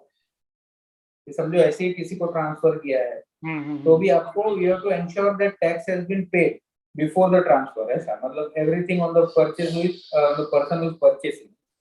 बस सिर्फ इसमें इतने एक छूट दी गई है ये टीडीएस में, कि समझो आप इंडिविजुअल और एचयूएफओ और ऑडिट में नहीं आते हो। नॉर्मल ऑडिट में कौन नहीं आता है? जिसका 1 करोड़ से कम टर्नओवर है, और प्रोफेशनल जिसकी 50 लाख से कम प्रोफेशनल फीस है। ये दो जन इंडिविजुअल एचयूएफ है जो नहीं आते हैं ऑडिट में। उनका सिर्फ 50,000 ड्यूरिंग द फाइनेंशियल ईयर का कैप लिमिट, 50,000 ट्रांजैक्शन वैल्यू, 50,000 तो दिन में ही हो जाएगा। 50,000 का साल का दिया है उन्होंने और बाकी दूसरे को 10,000। मतलब ये मतलब समझो कि मुझे तो ऐसा लगता है किसी ने बोला होगा कुछ तो छूट दो, तो ये छूट दे दी, ऐसा लगता है। कोई कमेटी में से किसी ने बोला होगा कि यार we should give some consideration, तो ये वो कंसीडरेशन है। देखो वर्ड भी लिखा है, कंसीडरेशन डज नॉट एक्सीड 10,000। मतलब इंडिविजुअल एचयूएफ जो ऑडिट में नहीं है उनको 50,000 तक की छूट है और बाकी सबको 10,000। अब 10,000 रुपए का उसके ऊपर ट्रेडिंग नहीं होगा साल में, कैसे कोई बचे टीडीएस प्रोविजन? मतलब everybody will be included in TDS. Absolutely. Everybody on 1%. So this is the most crucial part of this legislation. सबसे खतरनाक पार्ट है तो ये टीडीएस है। लोगों को सेक्टर का टेंशन है, मेरे को टीडीएस का tension. As a professional, as a investor, सब if you are long term holder तो आपको टीडीएस का टेंशन नहीं है। हाँ जी। पर समझो आप ट्रेड करते हो, नॉर्मल ट्रेडिंग तो सब करते हैं ना, मतलब सब कुछ तो होल्ड नहीं करते, कुछ ना कुछ ट्रेडिंग तो करते ही है। तो उनको उनका वर्किंग कैपिटल यही प्रावधान से बहुत इफेक्ट हो रहा है, टीडीएस के प्रावधान से। अगर ये कम नहीं किया इन्होंने, थोड़ा भी कम नहीं किया, 0.5 भी नहीं किया, तो फिर रियल सेंस में वॉल्यूम कम होने के चांसेस है नेक्स्ट ईयर से। ओके, मतलब फ्रॉम जुलाई से, सॉरी टीडीएस का तो प्रोविजन फ्रॉम जुलाई से। ओके, तो जुलाई से फिर मतलब इफेक्ट दिखेगा वो एक्सचेंजेस पे। तो ये टीडीएस के फिर पॉइंट नंबर 6 और 7 पे आते हैं हम नीचे जी।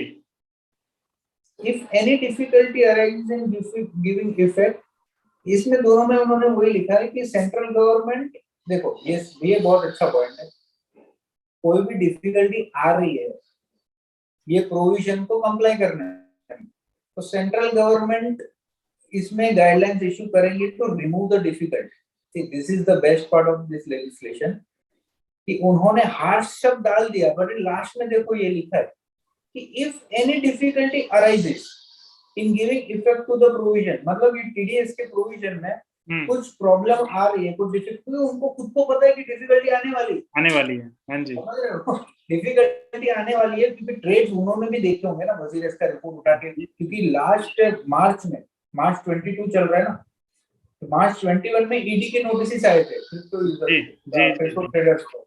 जी, तो उनको पता तो है कि ट्रांजैक्शन कितना है, वैल्यू कितना है, बराबर है। तो उनको पता है कि 1% हिट होने वाला है, तो उन्होंने बड़ी चालाकी से वो पॉइंट देखो एंड में लिखा है, which is like a weapon to the crypto community, कि कुछ डिफिकल्टी आएंगी तो they will come out, they will issue new guideline for the purpose of removing the difficulty. अब वो सिर्फ लिखने के लिए लिखा है कि सच में लाएंगे वो तो वक्त ही बताएगा, बट लिखा हुआ है। And every guideline issued by the board under this section house of parliament से आएगा, वो तो करना ही होगा, वो नहीं तो नहीं आता है, मतलब हाउस से पास होके आएगा, ऐसा लिखा है। मतलब they will come out with the guideline if there is some difficulty with respect to TDS, और वो उनको लाना ही पड़ेगा। फिर नीचे मैंने आपको बताया वो एचयूएफ और इंडिविजुअल का जो ऑडिट में नहीं, उनको 50,000 और जो ऑडिट में है उनको 10,000। तो वो लिमिट की मतलब उस पे तो डिस्कशन करने पे कुछ मतलब ही नहीं है, बिकॉज 50,000 और $10,000 होते तो बात अलग होती। बट INR 10,000 और 50,000 साल में ट्रेडिंग तो यार कोई भी करेगा, मतलब जिसके पास 1,000 है उसका भी 1 लाख का ट्रांजेक्शन साल में हो सकता है। ले बेच के ट्रांजेक्शन तो होता ही है ना, वॉल्यूम तो होता है। सही बात, सही। ये दो मेन सेक्शन तो अपने डिस्कशन हो गए। VDA का डेफिनेशन भी हो गया, सेल का उसमें टैक्स कितना है वो हो गया, TDS का हो गया, तो मेन प्रोविजन हो गए हैं। बस ये मैंने हाईलाइट इसलिए किया है क्योंकि it is important to know क्या लिखा है, it is propose to amend the explanation. जो प्रॉपर्टी का एक्सप्लेनेशन है ना, प्रॉपर्टी में क्या क्या था उसमें they have inserted VDA also. इसका मतलब ये है कि वो कैपिटल गेन में जाने की दिशा में है। ओके। तो आगे जाके समझो कुछ गाइडलाइन आते हैं तो लॉन्ग टर्म में वो शायद इक्विटी शेयर्स उसके साथ शायद मर्ज हो जाए। मैं नहीं बोलता हूँ कि होगा, बट धीरे धीरे वो कैपिटल गेन के लाइन में, जैसे वो 30% पे स्लैब से निकाल के डायरेक्ट 30% कर दिया ना, वैसे फिर वो थोड़ा थोड़ा करके जैसे रेगुलेटर स्ट्रीमलाइन होंगे, TDS 3 साल के बाद लॉन्ग टर्म में आएंगे, क्योंकि उन्होंने प्रॉपर्टी में वीडियो को डाला हुआ है। ओके। और ट्रांसफर ऑफ प्रॉपर्टी तो मतलब कैपिटल गेन हिट हो गया, 247 सेक्शन सारे हिट हो गए। तो this is the thing they बहुत स्मार्टली लेजिस्लेशन डाला हुआ है ताकि सिर्फ वो हार्श थिंग्स पे नजर जाए। But what they are trying to make is that they are trying to create a new asset class but with progressive things. Progressively वो लोग टैक्स करना, सबसे पहले एब्रप्टली टैक्स भरो, बस पहले एक साल सिर्फ टैक्स कलेक्शन होएगा। ओके। उसके बाद उसके बीच में समझो कुछ गाइडलाइंस वगैरह आएंगी और फिर ये रेगुलेट होगा। देखो निर्मला सीतारमण जी ने ना बोला है कि हमने रेगुलेट नहीं किया, पर उसने ऐसा भी बोला है कि हमने बैन भी नहीं किया। जी जी जी। मतलब it's in a very grey area ऐसा। तो शायद ये कैपिटल गेन की दिशा में आगे बढ़ सकता है, the effect with respect to this. ठीक है। तो ये फाइनेंस एक्ट के ये मैंने हाईलाइट किए हुए थे। सो this is the thing for this. तो सर अभी हम थोड़ा सा समझना चाहेंगे कि NFT हो गया, DeFi हो गया, इनके ऊपर कैसा टैक्सेशन काम करने वाला है। IDO हो गया, तो इनके ऊपर कैसे टैक्सेशन काम कर सकता है, आप थोड़ा सा इसके ऊपर बताएंगे हमें। श्योर। अभी देखो इसमें दो तीन चीज है। पहले अपन NFT का देखें। NFT एक्सक्लूसिवली उन्होंने बोला है non fungible tokens to be considered as virtual digital asset, तो वो सेम ही हो जाएगा जैसे ट्रेडिंग का है। द डिफरेंस इज कि NFT में ना कॉस्ट ऑफ एक्विजिशन मेरे हिसाब से सिर्फ वही परचेज प्राइस रहेगी जो आपने NFT के लिए ली है। अब उसमें अगेन आपने समझो इथेरियम फीस वगैरह वो जो ली है ना, वो अभी तक आया नहीं है कि कैन यू टेक और नॉट। बट जो पीस ऑफ आर्ट है, जो आपका कॉस्ट ऑफ एक्विजिशन है, और NFT में नॉर्मल देखो NFT का रेवेन्यू मॉडल ऐसा है कि you have to hold patience, और होल्ड के बिना तो NFT में आप देखो नहीं कमा पाओगे। NFT का रेवेन्यू मॉडल ही ऐसा है, और उसमें सिर्फ ऐसा है कि 5% लोग ही पैसा कमा सकते हैं, बाकी सब तो गए। वो NFT आपने क्या कलेक्शन किया किसी को कुछ पड़ी नहीं। पर समझो आपके हाथ में ऐसा NFT आया, और तभी taxable event by transfer of virtual digital. तो जब आप NFT बेचोगे तभी आएगा टैक्सेबल इवेंट, और cost of acquisition will be जो परचेस प्राइस अपने NFT को दी है वो ही। उसका जो एंसिलरी कॉस्ट है, गैस फी वगैरह, वो अभी तक नहीं बोल सकते ले सकते कि नहीं, क्योंकि वो गाइडलाइन नहीं आएगी तब तक नहीं बोल सकते। मेरे हिसाब से अभी सिर्फ रॉ जो परचेस प्राइस है ना वो ही ले सकते हैं according to the definition in 115B। Okay okay okay. This is with respect to NFT। अब डेफी माइनिंग वगैरह का कैसा है कि this is all normally is done in DEX और यूनिस्वैप, स्विचस्वैप, जो सब बाहर के ही है। तो उसमें कैसा है कि honestly if you have made some money, honestly if you have earn the money with transaction, you should report and pay tax same purchase और उसके। अब कैसा है कि उन्होंने एक्सक्लूसिवली बोला है they are not tracking the bitcoin transaction, ऐसा सरकार ने बोला है 2-3 बार बोला कि we are just going to tax, we are not tracking it. तो अभी ये आप लूप होल बोलो या कुछ बोलो, वो लोग ट्रैक नहीं कर पाएंगे डेफी का कोई काम, unless you are using IO of India, not finance समझो आप यूज कर रहे हो, भारत का है। पर तो समझो कि कुछ इंफॉर्मेशन मिले पर समझो आप डेक्स में या डेफी में फार्मिंग वगैरह कर रहे हो, तो आपको आइडियली कैसा करना चाहिए मैं बता सकता हूँ। अब आप करोगे कि नहीं करोगे आप पे है ऐसा।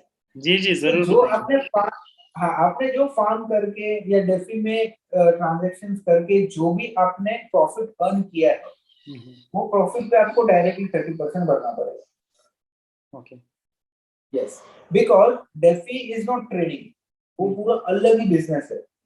But with respect to the 115B का जो सेक्शन है, उस हिसाब से वो इंक्लूड हो जाता है, डेफी भी इंक्लूड हो जाता है, फार्मिंग भी इंक्लूड हो जाता है, because in a way it is connected with the token. तो वो उसमें आ तो जाएगा क्रिप्टोग्राफिक मींस में। बस ये ऐसा है कि वो ट्रेड नहीं हो रहा है। समझो आप वहां पे पूल में जो भी कमा रहे हो और आपने जो वॉलेट कनेक्ट किया है, समझो आपने देसी वॉलेट कनेक्ट किया है, तो पूरा सब दिख जाएगा। So you will have to disclose everything and you have to keep the record. If there is some other non-custodian wallet जो बाहर के लिए जो ट्रैक नहीं कर रहे, तो you have option to use that and you can do that. But हाँ, एक बात याद रखनी है, जो भी चीज आप नहीं दिखा रहे हो या कुछ नहीं कर रहे हो, आप जब भी फिएट में कन्वर्ट करोगे, जहां जहां भी सेंट्रलाइज में लाओगे, तभी आपको 30% 100% भरना ही है। सोर्स, हाँ जी, सोर्स दिखा के हमें वो करना ही है। यस, उसका कोई पर्याय नहीं है दूसरा। जी, बस आपके ट्रांजैक्शन समझो चलो हाइड हो जाएंगे because they are not tracking and because they can not track only, that is the reason they are not tracking. तो तब तक कुछ नहीं, बट समझो बड़ा अमाउंट हो गया, फिर आप एक साथ लेके आओगे ना, तभी फिर आपको 30% बहुत भारी पड़ेगा। अच्छा, जो ट्रांजैक्शन कर रहे हो उसका रिकॉर्ड रखो और उस पर टैक्स भरो। जी जी जी। और दूसरी बात ये है कि जब भी आप सेल करोगे तभी टैक्सेबल इवेंट होता है, तब तक कुछ नहीं होता। जी जी। एक और कैटेगरी होगा जैसे कि स्टेकिंग का। तो स्टेकिंग, अगर हम स्टेक करके कुछ इनकम करते हैं तो उसमें हमको कैसे इंटरेस्ट देना पड़ सकता है? देखो, staking is as good as traditional से अगर कंपेयर करो तो it is a type of interest. Yes. ठीक है, तो उसमें जो स्टेकिंग में आपके अर्न्स है, स्टेकिंग में, लैंडिंग में, इसमें जो भी आपको इंटरेस्ट मिल रहा है, ठीक है, वो इंटरेस्ट जो रहेगा ना, उस पे उसका कोई कॉस्ट ऑफ एक्विजिशन है ही नहीं स्टेकिंग में। समझो आपने तो सिर्फ कॉइन्स आपको वहां पे डिपॉजिट करने हैं, सही बात, ठीक है, और उस पे आपको इंटरेस्ट स्टेक मिल रहा है। जब वो समझो एक 5,000 कार्डनो अपने स्टेक पे डाल दिया बाइनेंस पे और वो 6,000 हो गए, फिर आप समझो 6,000 कार्डनो बेचते हो, तभी टैक्सेबल इवेंट होता है जी। तो उसमें दो पार्ट्स है। आप एकदम ऑनेस्ट टैक्स पेयर के हिसाब से समझो 2 साल तक होल्ड किए कार्डानो और आपके 2,000 कार्डानो बढ़ गए, तो साल में जितना बढ़े उस हिसाब से फेयर मार्केट वैल्यू पे कर सकते हो। नहीं तो जितना टोटल अब बेचोगे उसका कॉस्ट ऑफ एक्विजिशन तो आपको 5,000 का मिलने वाला है। जी जी। इन अ वे जिस दिन आप पूरा बेच दोगे या पार्ट बेचोगे, उस हिसाब से आपको टैक्स भरना है कॉस्ट ऑफ एक्विजिशन लेके। ओके ओके ओके, ऐसा, बट कोई ऐसा नॉर्मली नहीं करता है कि भाई मैं जब तक बेचूंगा नहीं मैं क्यों टैक्स करूं, वो तो लॉजिक है, तो कोई नहीं करेगा। जी जी। एक और चीज जो कि काफी हमारे कम्युनिटी में पूछ रहे थे लोग, वो है कि पीयर टू पीयर जो सिस्टम है, जैसे कि सपोज कीजिए बाइनेंस का P2P है ना, तो P2P में वो कैसे काम करेगा? P2P में तो ना, मतलब P2P अभी एक कल से करना ही बंद कर देना चाहिए मेरे हिसाब से। जी। चलो कल ऐसा से नहीं क्यों? तो 1 जुलाई से तो करना ही पड़ेगा, क्योंकि फिर TDS के प्रोविजन है ना। अभी P2P तो इंडिविजुअल ही करेगा ना, अभी वो तो कोई कंपनी HF तो नहीं करेगा। राइट। अपने को पता है सामने वाला आदमी ही है, तो TDS के प्रोविजन के चक्कर में ना आपका जो उसमें प्रॉफिट है वो निकल जाएगा 1% वाला। P2P आदमी क्यों करता है, 1 रुपया ज्यादा मिलता है, जो भी रीजन रहता है वो करते हैं। तो P2P TDS के बाद तो मतलब कुछ उसका मतलब ही नहीं है। उसमें भी सेल परचेस पे ही है, उसमें कुछ अलग से प्रावधान नहीं है, because in a way you are transferring your digital asset into INR। उसमें तो बहुत इजी हो जाएगा, मतलब क्योंकि मिल ही नहीं रहा, INR ही मिल रहा है ना, तो सीधा डायरेक्ट डिफरेंस ही है ऐसा। और एक वॉलेट से दूसरे वॉलेट में, आपके खुद के ही कोई भी वॉलेट में कुछ भी ट्रांसफर करो लो, वो कोई टैक्सेबल इवेंट नहीं है। It's like transferring from IDBI bank to Kotak, तो कॉन्ट्रा हो गया, इसमें कोई इफेक्ट नहीं आता है। सही है, सही। सिंपल लैंग्वेज में ये है कि आपने कमाया, टैक्स भरना। तो सर हमारे कम्युनिटी या फैमिली के मेंबर्स ने हमने एक फॉर्म ओपन किया था कि उनके दिमाग में, उनके माइंड में कुछ अगर क्वेश्चंस हैं जो हमने ऑलरेडी कवर नहीं किए हैं, ठीक है, तो सर हम अभी एक छोटा सा Q&A कर लेते हैं, Q&A सेशन। ठीक है। उसके बाद हम अपना सेशन को एंड करेंगे। और आप लोग जो देख रहे हैं नीचे कमेंट करके हमें जरूर बताएं कि आपके दिमाग में अगर कोई क्वेश्चन हो जो हमने कवर नहीं किया है, और ऐसे काफी सारे क्वेश्चंस आए तो हम धर्मेश जी को फिर से रिक्वेस्ट करेंगे कि एक और सेशन हमारे साथ वो कर सकते हैं। तो सर ठीक है, हम क्वेश्चन एंड आंसर में चलते हैं। तो सर पहला क्वेश्चन है कि यू नो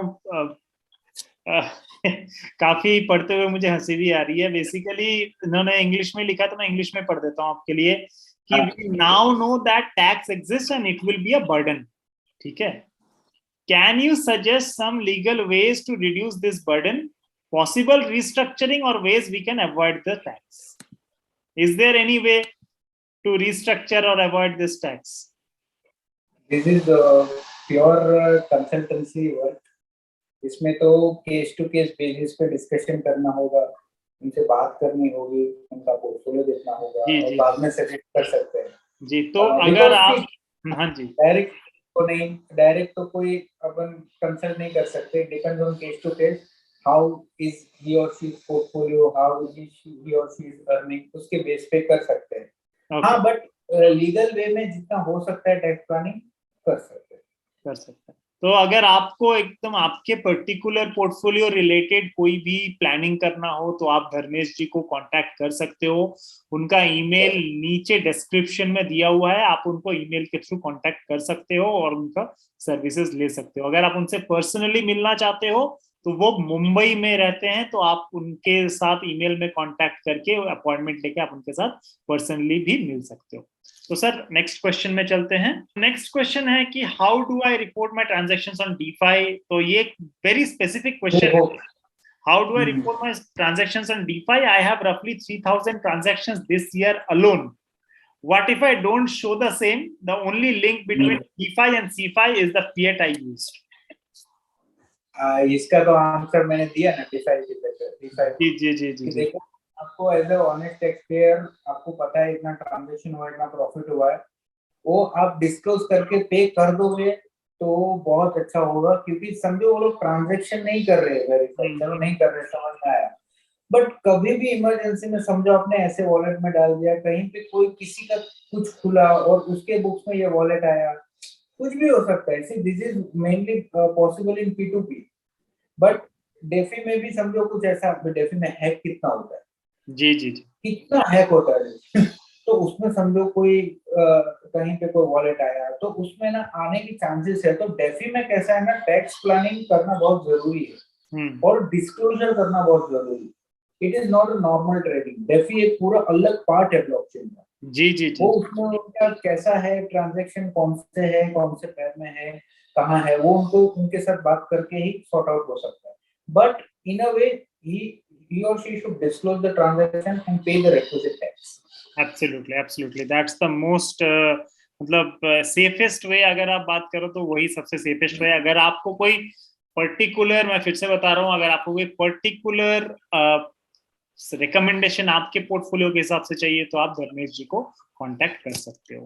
तो अगला क्वेश्चन हमारा है कि सर, हाँ जी, तो बेसिकली ये आपने हमने ऑलरेडी बता दिया कि आप ITR DeFi के लिए आप करते हो कि नहीं, आपने बता दिया सर कि आप 2 साल से कर रहे हो, ठीक है। एंड तो सर एक काफी बड़ा क्वेश्चन है, ठीक है, मैं उसको लास्ट में लेता हूँ। उससे पहले मेरे कुछ कुछ छोटे छोटे क्वेश्चन है कि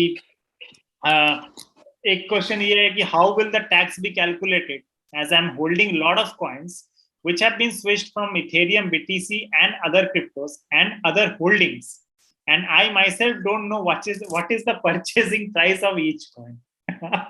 सर ये टिपिकल, मैं आपको बता रहा हूँ, ये ज्यादातर ट्रेडर्स के साथ ये प्रॉब्लम होने वाली है क्योंकि हमने रखा ही नहीं है। और प्रॉब्लम एक ये आ जाता है कि जैसे बाइनेंस के, मैं ज्यादातर बाइनेंस यूज करता हूँ, कि बाइनेंस या फिर दूसरे एक्सचेंजेस के साथ कि वो 3 महीने से ज्यादा पुराना डेटा दिखाते नहीं है ट्रांजेक्शन।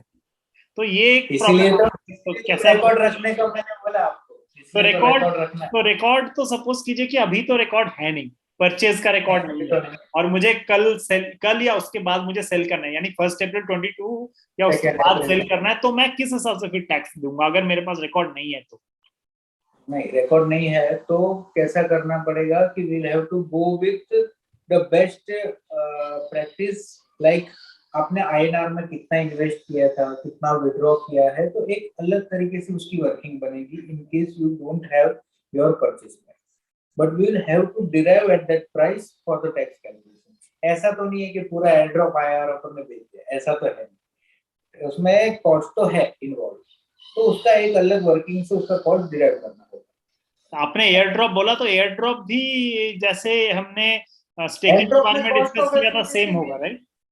हाँ, पर एयर ड्रॉप, हाँ, जो एयर ड्रॉप अपन डिस्कस करना रह गया, एयर ड्रॉप में cost of acquisition is nil, it is like gift from the project manager to you, same as staking के इंटरेस्ट जितना। हाँ हाँ, वो इंटरेस्ट नहीं, एक्चुअली वो तो विंडफॉल है, मतलब अचानक से लोग बहुत करोड़पति बने उसमें एयर ड्रॉप। जी जी जी जी, मतलब इसके बीच में तो ऐसा था ना कि किसी ने इसे ईद का एड्रेस रखा तो उनको ईद मिला था बीच में 3-4 महीने पहले, हाँ जी, इसमें भी कितना एयर ड्रॉप में तो कॉस्ट ऑफ एक्विजिशन नील है, मोस्टली सबका नील आएगा, तो जितना आया है, but again the same thing, आया है तभी टैक्स नहीं भरना है, जब बेचोगे तब देना है।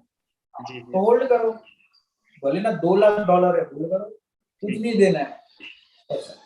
जी, तो नेक्स्ट क्वेश्चन चलते हैं हम। एक क्वेश्चन है हमारे पास, काफी इंटरेस्टिंग है, एक एग्जांपल के तरह इन्होंने बताया क्वेश्चन को कि for suppose I started with $100 on April 1st, okay, earned $1,000. Okay, I'm coming to that. I started with $100 on April 1st, earned $1,000 in 2022-23 financial year, okay, but did withdraw only $200. Need to pay tax on the complete $1,000 or how much do I need to pay? I think जितना हम withdraw कर रहे हैं उस पे तो नहीं होगा, जितना हम सेल कर रहे हैं।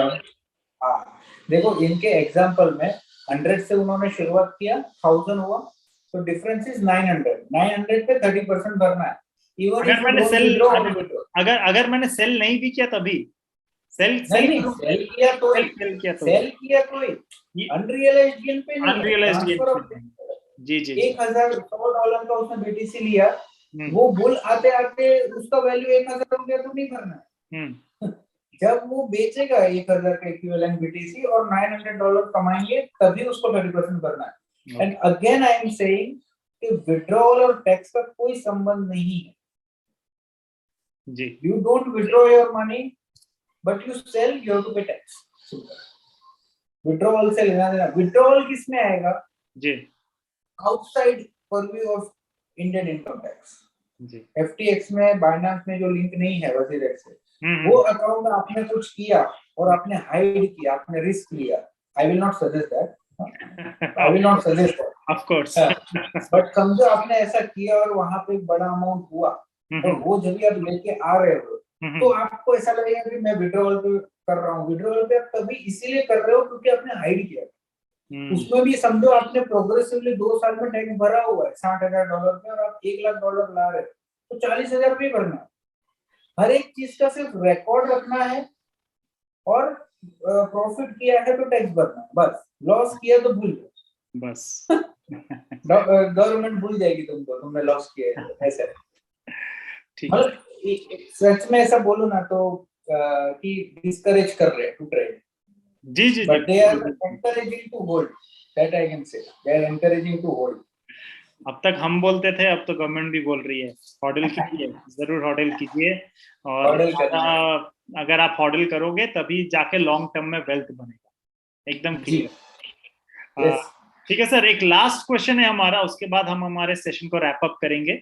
एक काफी बड़ा क्वेश्चन है तो मैं रीड आउट कर देता हूँ आपके लिए। ओके, पार्ट में करेंगे ना, पहले कुछ पार्ट में करते हैं, ठीक है।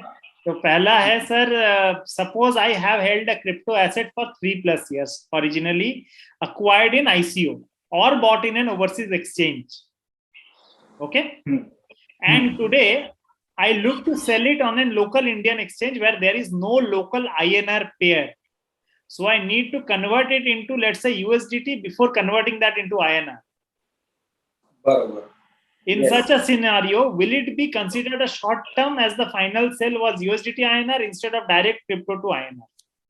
No, no, no, long Does term. it make any Long difference from term. the tax perspective? ये बता दीजिए। हाँ हाँ, बहुत अच्छा क्वेश्चन है, बहुत अच्छा क्वेश्चन है, मतलब वेरी प्रैक्टिकल क्वेश्चन। जी जी जी। मतलब जो कॉइन समझो WZF26 में है ही नहीं INR एक्सचेंज में, कहीं और से ICO में एलोकेट हुआ है और उसको $1000 की एलोकेशन मिली है, उसने टोकन उसके पास जमा है, उसको INR में डायरेक्ट बेचना है, तो नहीं बेच पा रहा है, नहीं है उसके पास INR में पैसे, तो आप USDT में जो कन्वर्ट कर रहे हो ना, USDT में जो कन्वर्ट कर रहे हो, फिर आपको हालो हाल तुरंत INR में बेच दोगे, तो फिर आपको वो आप प्रूव कर सकते हो जेन्युइननेस कि 3 साल मेरा होल्डिंग था, you know, you will have the record कि मुझे ये डेट पे एलोकेशन मिला था और मैं 3 साल तक रुका, just to convert into INR to withdraw I had to convert into USDT, तो वो लॉन्ग टर्म 3 साल का अपने को मिलेगा। ठीक है, ठीक है। पर अभी वो चीज का कोई मतलब नहीं है, because this section doesn't say anything about the term, long term और शॉर्ट टर्म। आपने 10 साल भी रखा हो या 10 मिनट भी रखा हो 30%, पर फ्यूचर जैसे मैंने वो बताया ना कि प्रॉपर्टी के इसमें लिया है, तो आगे जाके समझो ये करते हैं ऐसा, क्योंकि वो आएगा ही, बहुत सारे होल्डर है जो 10 साल से भी बिटकॉइन होल्ड कर रहे हैं, तो उनको भी अगर 30% भरना है और इनको भी तो फायदा नहीं है ना, तो ये चीज धीरे धीरे आएगी, जैसे होल्डर बढ़ेंगे और इसका काम ब्लॉकचेन का बढ़ेगा तो आएगा, तभी इनकी क्वेरी एकदम सेटिस्फाई हो जाएगी। अभी के लिए अगर समझो उन्होंने 2019 में लिया है और अभी मई 2022 में बेच रहे हैं, तो उसमें पीरियड से कोई उसमें ज्यादा प्रभाव पड़ने वाला नहीं है जी, क्योंकि पीरियड से कोई उनका टैक्स से रिलेशन नहीं है, परसेंटेज से जी। ओके। और इनका क्वेश्चन का दूसरा पार्ट ये है कि एक तो हमने बता दिया कि टैक्स पर्सपेक्टिव और इट इज फ्लैट 30% आपने बता दिया, तो further it says income from asset, suppose the final holding was through multiple conversions through cross asset swap, so there is no proper purchase value available. What is the best way to calculate tax on today's sale? सी इसका मैंने आपको example दिया था fair market value, जब भी आपने swap किया होगा तो उसका भी कुछ वैल्यू तो होगा। जी जी जी। तो सोलाना चेन पे अपन स्वैप करते हैं ईथ को, तो सोलाना का वैल्यू उस दिन पे जो रहेगा, एग्जांपल दे रहा हूँ, तो उस हिसाब से परचेज प्राइस और सेल प्राइस कैलकुलेट हो। यहाँ पे एक मेरा क्वेश्चन है, सपोज कीजिए आप ऐसा कोई एसेट स्वैप कर रहे हो, ठीक है, जिसकी वजीरेक्स या कॉइनडिसेक्स पे रेट्स आर डिफरेंट, कई बार हमने देखा है कि रेट्स अलग होता है, in that case which fair value should be consider, which नहीं, हाँ देखो, ऐसे तो फिर बहुत सारे एक्सचेंज में कूपन इसमें वर्ल्ड में अलग रहेगा, कूबर में अलग रहेगा, इसमें एक है ना प्रिंसिपल ऑफ यूनिफॉर्मिटी होती है, आपने अपने कैलकुलेशन में किसके रेट लिए, उसी के यूनिफॉर्म वैल्यू पे अपने को कैलकुलेट करना, मतलब रेट लिए मतलब वही पर्टिकुलर ट्रांजैक्शन के लिए कि पहले के भी ट्रांजैक्शंस के लिए? नहीं, पूरे अपने कंप्यूटेशन के लिए, पूरे साल के अपने, हाँ अपन ने फेयर मार्केट वैल्यू के वैल्यूएशन के लिए कौन से रेट लिए हैं, वो यूनिफॉर्मिटी कंसिस्टेंसी के हिसाब से अपने को वो रेट लेने, फिर वो आपके फेवर में हो या ना हो, this is the best way to do, otherwise assessing officer will question the rates, see if you take in your favour तो वो अलाउ नहीं करेगा, दोनों हो, समझो कभी डिपार्टमेंट के फेवर में अपने को कॉस्ट कम मिल रहा है और कभी अपने फेवर में अपने कॉस्ट ज्यादा मिल रहा है, तो वो ट्रू एंड फेयर लगता है।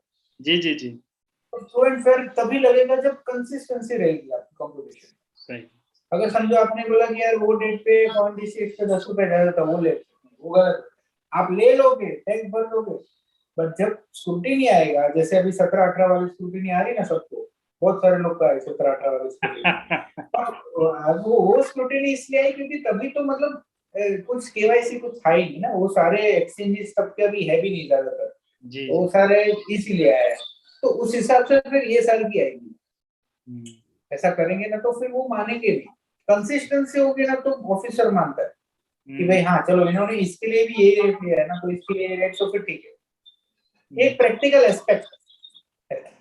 ठीक है, लास्ट पार्ट है इनके क्वेश्चन का, अरे और तीसरा भी पार्ट है, हाँ तो वही बेसिकली ये वही बोल रहे हैं कि मतलब अगर 3 years ago इन्होंने INR USD के वैल्यू पे खरीदा है, तो परचेस डेट के हिसाब से 30% टैक्स बनता है। तो हाँ, 30% टैक्स तो वैसे भी आपको देना पड़ेगा। आपको परचेस प्राइस भी समझो यूएसडीटी में, तो तब का यूएसडीटी का परचेस प्राइस मिलेगा भाई, इधर का नहीं, अभी का नहीं मिलेगा। ये बहुत इंपॉर्टेंट है, क्योंकि यूएसडीटी भी हम देखते हैं कि मतलब तो 50 से लेके 90 तक का रेंज में वैरी करता है, रेंज है। हाँ, ऐसा नहीं कि ये अभी उन्होंने 3 साल पहले जो उनका रियल परचेस प्राइस था, if it is available in INR well and good, but if it is in USDT तो तब का जो वैल्यू था वो लिया जाएगा ना। अभी समझो यहाँ पे मैं घर बेचता हूँ, तो घर की मेरी एग्रीमेंट 10 साल पहले जितनी थी, उस पे एक कॉस्ट ऑफ इन्फ्लेशन मिलता है, क्योंकि वो दिया हुआ है प्रावधान। इसके लिए कुछ दिया नहीं है तो we can not take that. वो समझो आगे जाके लॉन्ग टर्म में, शॉर्ट टर्म में क्लासिफाई होता है वर्चुअल डिजिटल एसेट, तो शायद आ सकता है, अभी तो कुछ नहीं है। तो purchase price will be the actual price paid for acquiring that video. जी जी जी जी, जी। तो मतलब बेसिकली मैं अगर सम अप करूं अपने डिस्कशन को आज, तो 2-3 मेजर टेक अवेज हैं। पहला टेक अवे क्या है, आप रिकॉर्ड रखने का हैबिट बना लो। आप अभी तक अगर रिकॉर्ड नहीं रख रहे थे तो प्लीज रिकॉर्ड रखने का आदत बना लो, क्योंकि एक्सचेंजेस में आपको 3 महीने से ज्यादा पुराना रिकॉर्ड अब तक नहीं मिल रहा है, शायद फ्यूचर में मिले, और ये बहुत इंपॉर्टेंट है। मैंने कई बार रेज भी किया है इसको, ये पुराना रिकॉर्ड हमें जरूरी भी है, ठीक है। एक ये हो गया। दूसरा ये हो गया कि आप प्रॉपरली टैक्स भरो बॉस। अगर आप पंगे से बचना चाहते हो किसी भी तरह के, तो आपको जो भी है, आप खुश हो ना खुश हो, 30% टैक्स से मैटर नहीं करता है।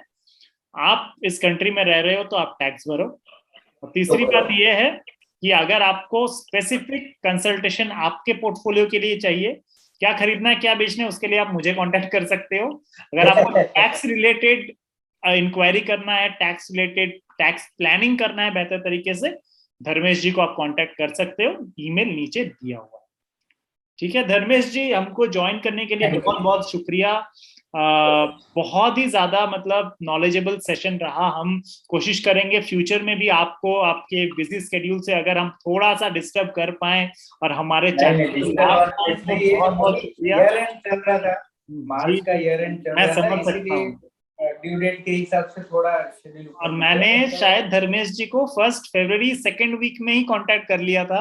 हम तब से प्लान कर रहे हैं इस सेशन के बारे में। मैंने बोला सर आज तो कर ही दो, किसी भी तरह ये होना जरूरी है, क्योंकि लोग काफी ज्यादा मतलब पूछ रहे हैं। अभी जरूरी था भी, जरूरी है। तो I just completed all my work. जी, आई